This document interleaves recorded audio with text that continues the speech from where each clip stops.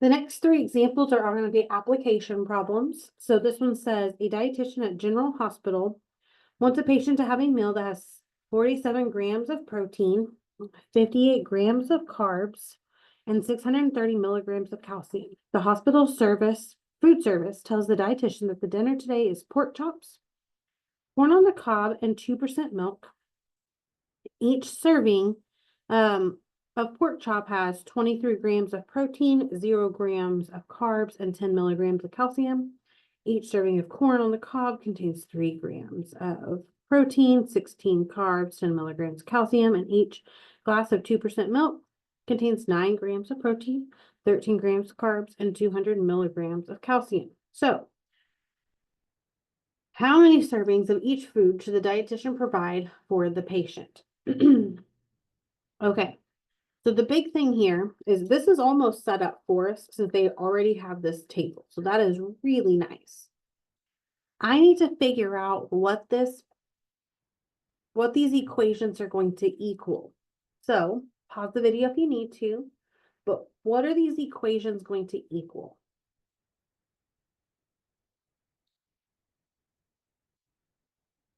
Okay, pause the video if you want a little bit more time, but it all comes from that first sentence. The dietitian at General Hospital wants a patient to have a meal that has 47 grams of protein, 58 grams of carbs, and 630 milligrams of calcium. So across from my protein, my carbs, and my calcium, I need those to equal what they want them to have. So 47 grams of protein, 58 grams of carbs, and 630 milligrams of calcium. I do want you to be careful because sometimes they do set this table. In fact, I think there's one example where they set it up this way and another one where they set it up sideways. And so instead they might say that they want them to have 6 pork chops, 2 corn on the cobs, and 3 glasses of milk. So how many protein, carbs, and calciums are they getting? So then your equations would be going vertically. You'd have your pork chop equals 6. Your corn on the cob would equal, what did I say, 2, and your glass of milk would equal 3. So just be careful. Don't just assume that it's always going to equal over here. Okay, hopefully that makes sense and helps you. Okay, so I have what my equations equal. Now I'm going to assign my variables. We have pork chop, corn on the cob, and milk. So pork chop is X, corn on the cob is Y, and 2% milk is going to be my Z. So here is my X column, my Y column, and my Z column.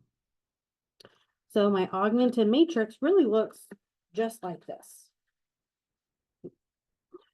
We have 23, 0, 10, 3, 16, 10, 9, 13, 300. I like the bar personally. And then what it equals, 47, 58, and 630. So let's RREF this. And we should get our diagonal. Our diagonal of ones here. I need to figure out what these things equal here.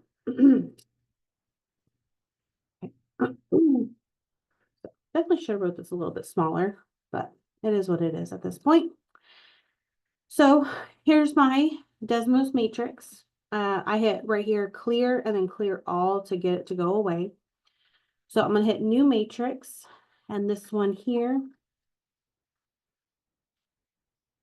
is 3 by 4. We've got 3 columns or 3 rows, 4 columns.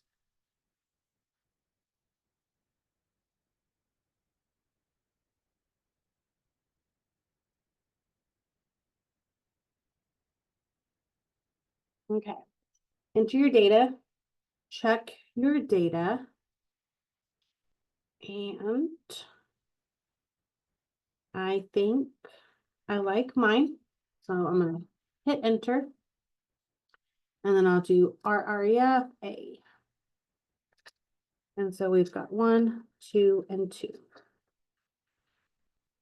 Okay, this one I should have wrote a little bit smaller. If this is my X, Y, and Z column.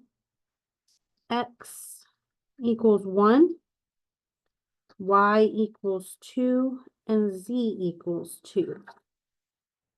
So what did X, Y, and Z represent? Word problems need word solutions. I'm going to say the patients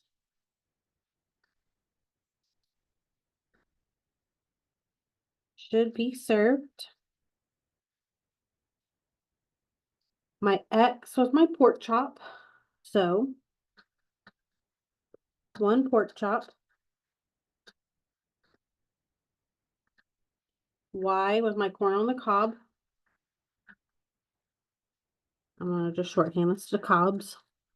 And then Z was my glass of milk. 2 glasses of milk. There is my answer to example 4.